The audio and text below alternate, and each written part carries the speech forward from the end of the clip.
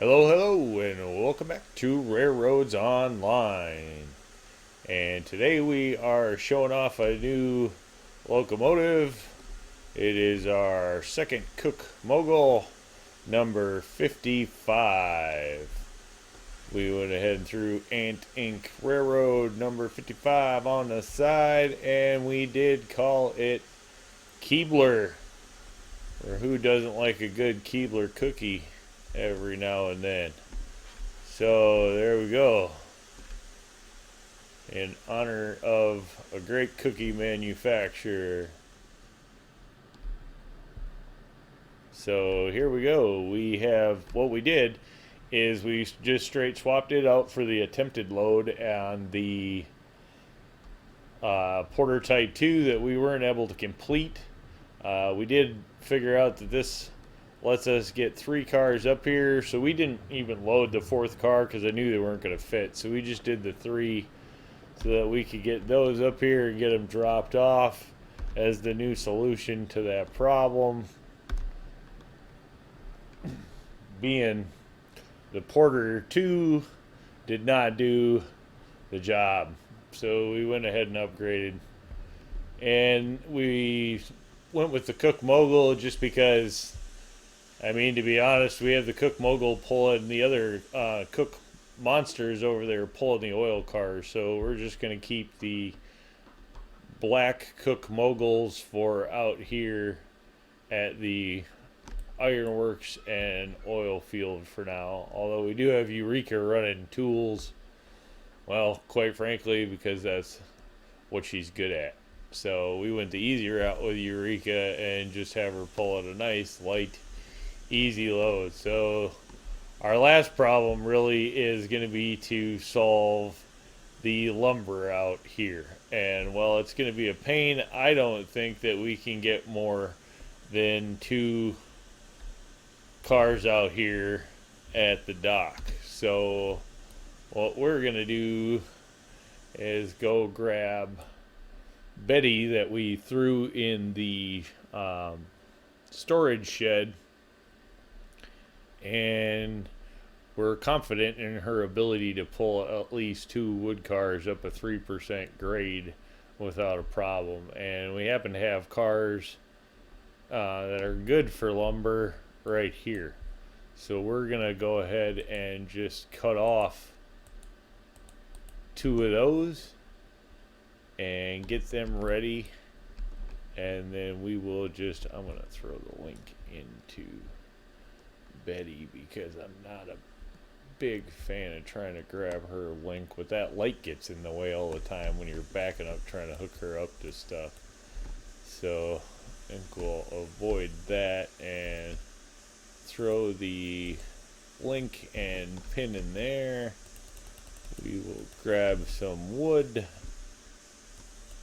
stoke the firebox. Do we open the doors? Both doors are open. And we will kick it into gear for break off. Should still have boiler pressure. We will live on some borrowed boiler pressure for a minute. I think this switch up here should be good. Yep, it's still from when we backed her in there. Excuse me. We haven't been out here to the freight in a while, other than putting this one away after it didn't do what we were hoping it would do out there. Otherwise, we haven't really run anything to the freight yard in quite a while. So it'll be nice to get on the way of at least producing the final product of what we're chasing. Clear there, clear there. That puts us out in that direction. Now, is that what we want to do? No, we need to stop right here. Woo. Flipping around and flip that. Alright, then we are going to back this up, throw it in reverse, and go grab our cars, grab our lumber, and see if we can actually start producing some oil barrels. Or, yeah, because we straight up have oil in that drum, so I guess we're actually just producing. Well, they must need the. I don't know why they need the pipe. That's a good thought. And I don't know what they do exactly with the pipe. I suppose the refinery just needs pipes for refining oil, and then it needs barrels to store it in. Wood is probably for making the barrels, I guess. That makes sense. So, okay. Last key in the supply chain. Going right here. After this, we are selling a finished product. We are into marketable goods after this one, instead of just raw industrial. Oh, great. Just gonna hit a little hard. Should be okay. Pin. Good. Throw this in forward. This gets gas. Brakes are already off. We are out the door. Alright. That was a successful hookup. And get on down the road. Let's go, Betty. This load may even be light enough that even Eureka can pull it up to 3%. And if that's the case, she runs a lot faster, so we may go down that road or something. Not exactly sure. Shoot. We have one rail up there that is not going to play along. A little bit of brakes. Just run up there. Flip this switch quick, and then we should be good to come around, because last time we were out this direction, we were running wood in a round trip in the other direction. So let's assume all the track, or all the switches, will be lined. And hopefully that one's good. I don't know about that one at the freight yard, I guess.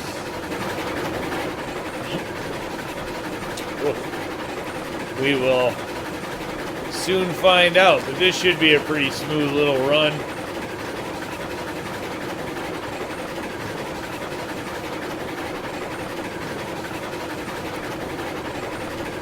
Putting Betty to some use.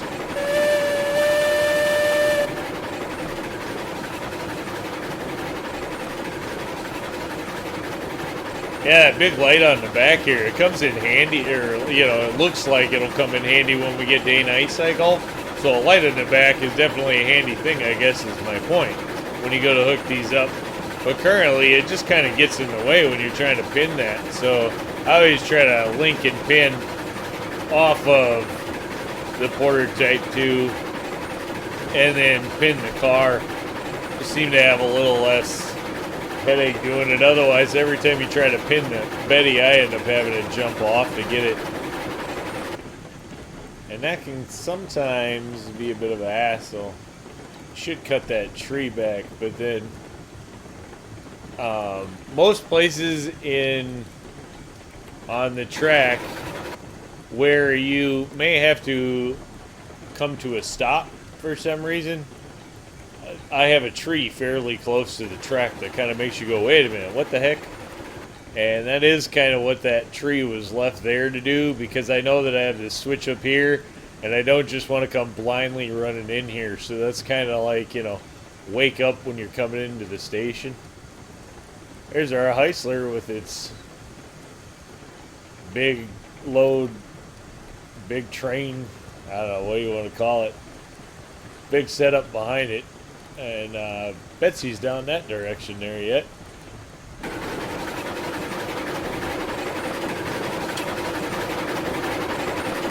Hopefully we still have wood out here. Our pond is looking pretty empty. So that's not a positive. Oh, let's get brakes. We're way hot. Yeah, overshot that. Oof. Back it up. Train a locomotive engineer. You got 6 things to remember, and you can't do that. All right. Hopefully that's far enough. It's not. It's not. I already know how this is gonna work. So we'll back it up just a hair more. All right. Now we should be good. No, maybe not. Shoot. Probably the hair wasn't big enough. You know, the hair wasn't big enough.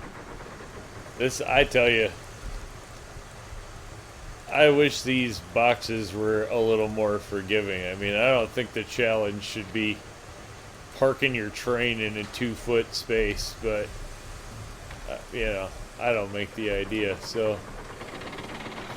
Hopefully one day they lighten up on these hitboxes a little bit or give us a little better method to load the trains, because it does get a little time consuming, and let's all face it, right? The exciting factor is probably not loading the trains, but I can understand how early access and stuff like that, you have to have a way to get the product on the train, so this kind of does that, but hopefully the devs at some point take a look into a little faster loading method for some of the product. Some of them really aren't bad at all, but a couple of them I think it's fair to say could use a little tweak here or there. Wouldn't hurt. But, you know, the 32 boxes of tools gets to be a little excessive. If they loaded 2x2, maybe at least that would be a little better. These with 6, you can't complain though. You know, I would not be unhappy if they just loaded the whole train in one boom boom. And a little more forgiveness on the hitboxes, I guess I would ask for, but you know, such as it is, early access. We gotta love what they gave us so far though. The game is still incredibly fun to play, and you know, a challenge in its own right. You turn around and go, it's just running trains, but there's plenty of challenge involved in the game and plenty of things to work out. And along the way, I gotta admit, the game gives you it's really good at giving you an incredible sense of accomplishment as you start taming the wilderness, if you will, bringing civilization and man-made locomotives and whatnot into the unknown. It's kind of nice when you're cutting your way through the woods one day, and the next time you turn around, you have a freight yard coming into life with, you know, tons of rail coming in and out of it. And you just kind of look back and wonder where they all came from and how they got there. But it's a good feeling to have. So they're definitely on to something there. I give them credit. And we always have to give them credit for just how good looking the game is, because that they have done without a shadow of a doubt. The game really does look great. I guess the one thing I would like to see, or wouldn't mind seeing thrown throughout, is some places they should have some down logs here and there. I mean, we've all been through the forest, and you always see a down tree here or there, so that wouldn't be a bad thing. And if you just had to clean them up, you know, with the logging tool or something, if you had to go through them, would be kind of a neat thing to see. But I'm sure we'll see more in way of maps or additions to the maps along the way.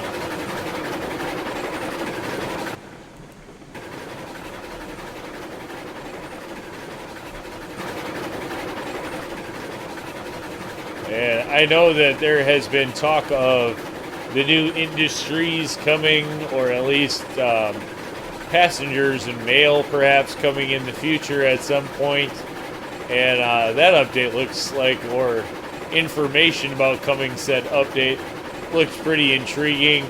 Some really good looking locomotives in the upcoming tech tree, and some great looking passenger cars and mail cars and whatnot to go with them.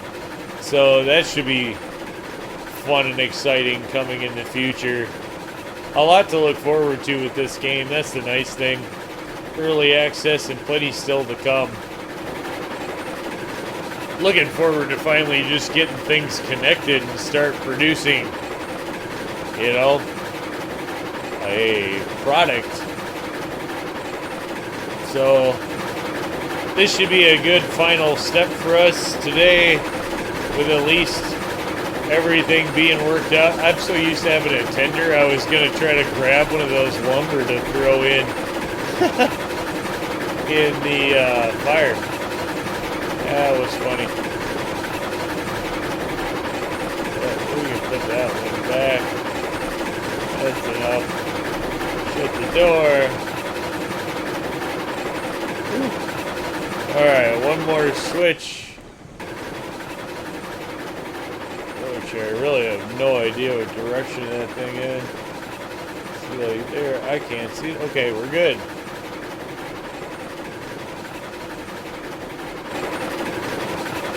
Steam on.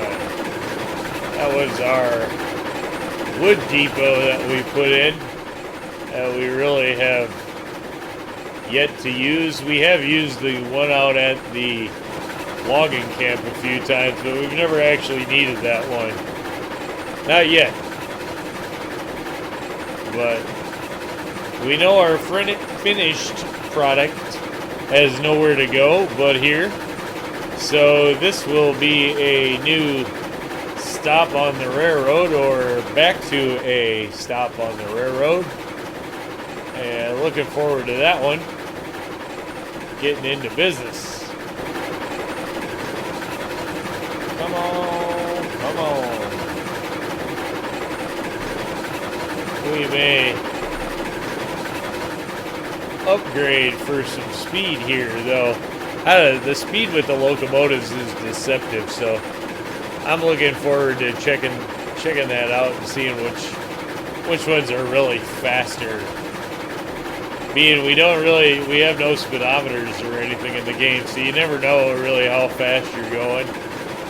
I think max speed right now, from what I've heard, is like 17 maybe miles an hour, and that's pretty much the max speed any of the locomotives can pull you. I'm not sure if that's all of them, or just Eureka is, I think, maybe a little faster than the rest of them, but I don't know that for a fact either. I think that could just be in my head because it's got bigger drive wheels, so I think it's faster. But I know going downhill, you can definitely pick up more speed than that. And you can definitely run yourself into a problem with that extra speed as well. So that's when corners become a problem. I think as is, you can get away with quite a bit because you're just not going fast enough to tip yourself over. Although I know the Heisler will tip over because, well, I have tipped over the Heisler coming out of the mountains. It does not necessarily like to be going that fast and turn on a downhill grade. Learned that. And one time I had the Heisler just straight rocking back and forth on the wheels, and yeah, that was the end of high-speed running with the Heisler. So that's the only locomotive that I've gotten tippy. I'm sure the other ones, given the right circumstances, will do the same thing.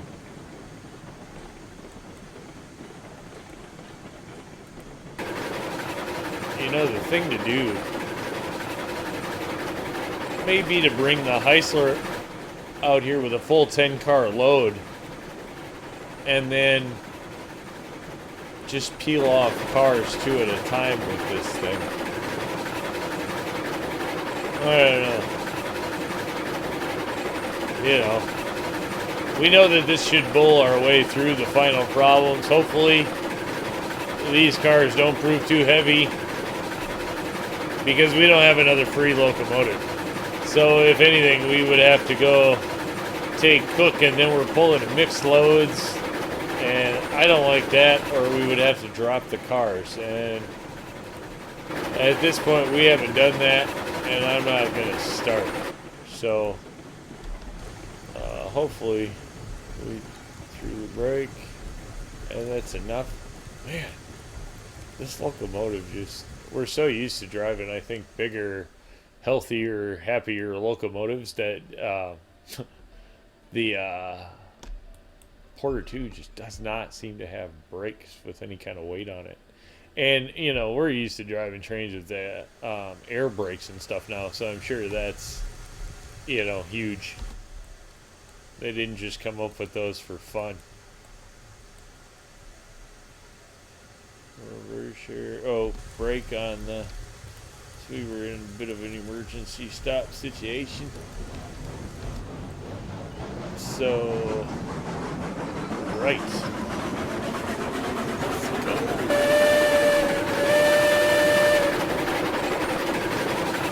There we go. Eureka up here on the left. For all you Baldwin locomotive fans out there, there she is.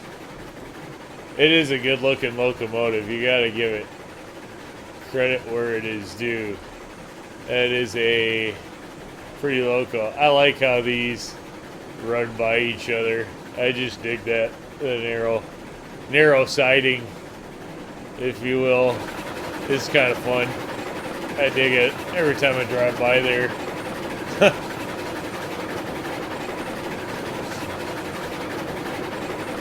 Be fun messing around out here in the future, getting to play around with options now that we're hopefully getting tied into our problem solution days are getting done. And then now it's just going to be about improvements, upgrades, and fun. Playing around with what can we do, what is achievable. So, happy with the way the second attempt at the bull ring came in here. The first one was just too small. Everything was making around it, but everything was buckling and bucking around every time we came around that corner too. So they had just broadened that. You know, that's one of the improvements. Like this. This should probably get backed up. This turn should get smoothed out, and it should get broadened. And so in the future, we'll probably look into some track improvements. I know there are some people out there that are really, really good with the track and far better at it than I am. And so we may be looking for a little help to make some beautification and some just quality of track improvements, and seeing what we can learn along the way from some more knowledgeable guys than I have. We've learned a few tricks along the way ourselves and have plenty more to learn, so we're looking into some of that soon. There is a great Discord. People are helpful and real friendly on the RailRoads Online Discord, so if you haven't looked into that, I do definitely suggest it. A lot of like-minded individuals in there, and it's nice to pick up a trick here or there from some people. Yeah, it's doing it, but I don't think it's doing it with a lot extra in the tank. So this may be just the perfect task for Betty. despite having some speed drawbacks. Because it's definitely not running some super speed up there. And I don't know, maybe we will just end up, you know, we have the straightaway to do it. I guess lengthening that grade is definitely doable, and maybe something we'll have to take a look at. Because we don't want to have to step this locomotive up if we don't have to. Worst case scenario, I would rather just pull a 10-car train out to that Y junction down there and then break off 2 cars at a time with this one. Alright, so let's bring that to a stop, or at least a slow.